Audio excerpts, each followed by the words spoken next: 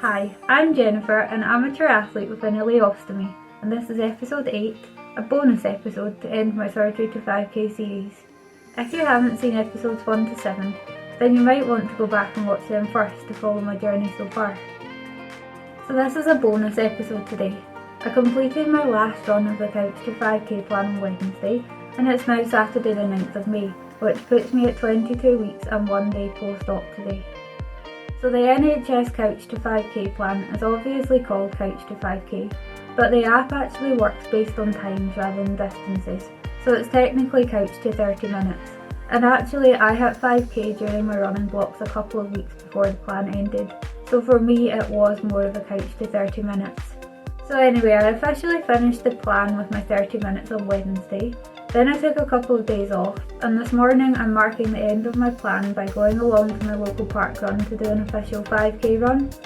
Parkrun is a free timed 5k run that's on every Saturday morning in parks all across the UK and the world actually, so I'm sure there will be one local to you.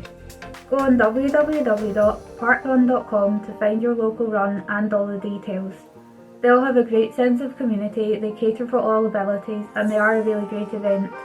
If you're doing Couch to 5k, it's a great way that you could celebrate the end of your plan too. So I've mentioned before that in the past I've been quite a competitive runner, and even though that feels a long way off just now given everything I've been through, I am still quite competitive with myself, and I like to see myself getting fitter and faster. But there's no point in comparing myself to the old me, as it's just not a level playing field right now. So I'm going to set myself a new post-op benchmark to work from that will be my new time to try and improve on over the rest of the year. This morning I actually feel weirdly nervous, which I know is silly because it literally doesn't matter what time I run. In fact, the slower I run, actually the easier it will be to improve it in the weeks and months to come. But I guess the competitive part of me is still in there. I've had a really positive mindset since my op, but I have a feeling that today might be the first day I'm going to have to work really hard to keep myself focused on the now and on the future. It's okay not to feel positive and happy all the time, but there's a time and a place for feeling sadness, and beating myself up during a run because I'm not as fast as my old self is not helpful or fair to myself. All it's going to do will be to rob me of the joy that running gives me. The other reason for the nerves today is because for the first time since my op, I'm actually going to push myself today. Through the Couch to 5k plan, I was running mostly at a pace that felt comfortable. There were the odd times where I misjudged my pace and really struggled with a run. Really struggling today actually, but I think I've gone out too fast. For the most part I was trying to run comfortably. Anyway, today I'm going to go out of my comfort zone on purpose.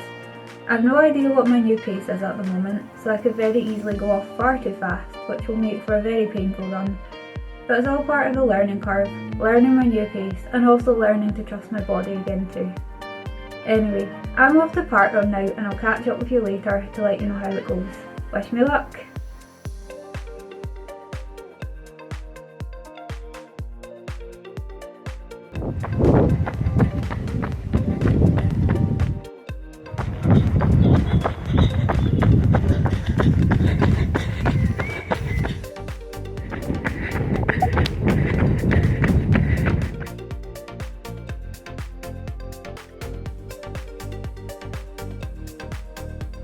I am in complete disbelief right now.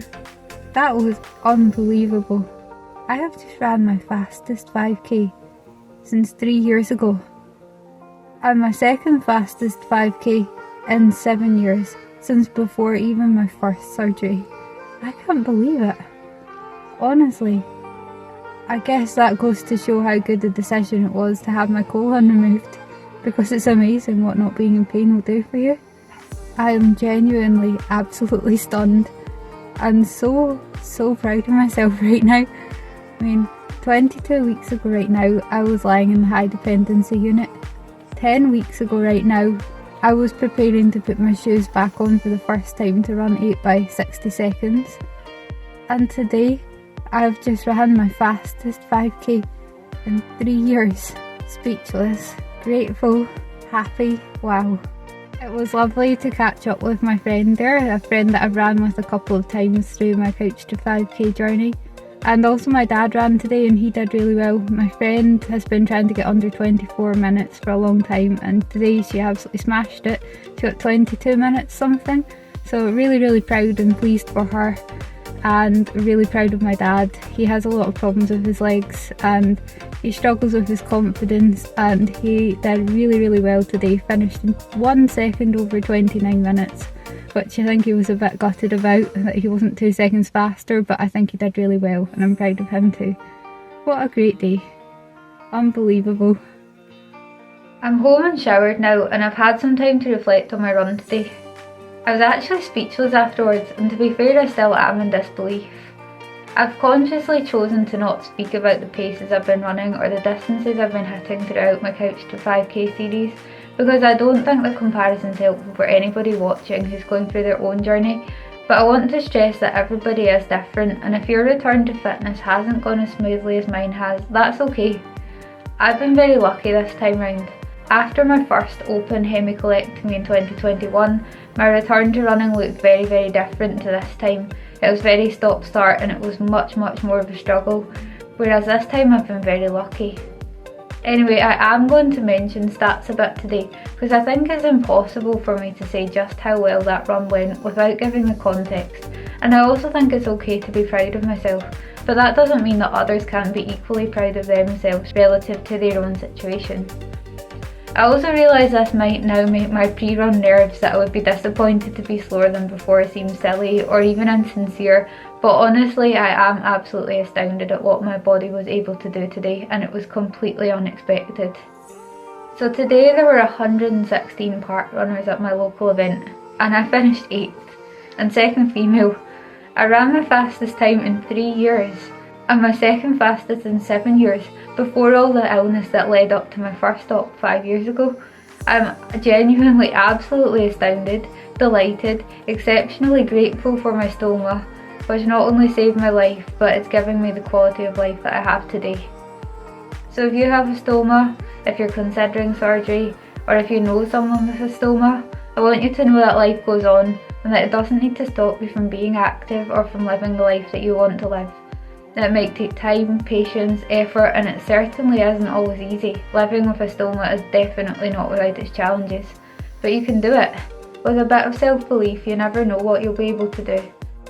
Once again, a huge shout out to my friends and family, to my PT Phil for his ongoing support with my rehab, to my brilliant surgeon and my stoma nurse, to the best running club mates anybody could wish for, and most of all to my mum and dad, who have been there for me every step of the way, through the good times and the bad. Today at the finish line I was able to celebrate with my friend, who ran her fastest time since before her daughter was born, and my dad, who by the way did get his sub 29 minutes when the official results came through. And I was straight on the phone to my mum afterwards, who just 10 weeks ago tomorrow was with me on that very same route as I ran today, supporting me to run my very first Couch to 5k session, which was 8 times 60 seconds. I have the very best people around me. I'm feeling incredibly lucky and very positive about the future. Thank you to them all, and thank you for watching.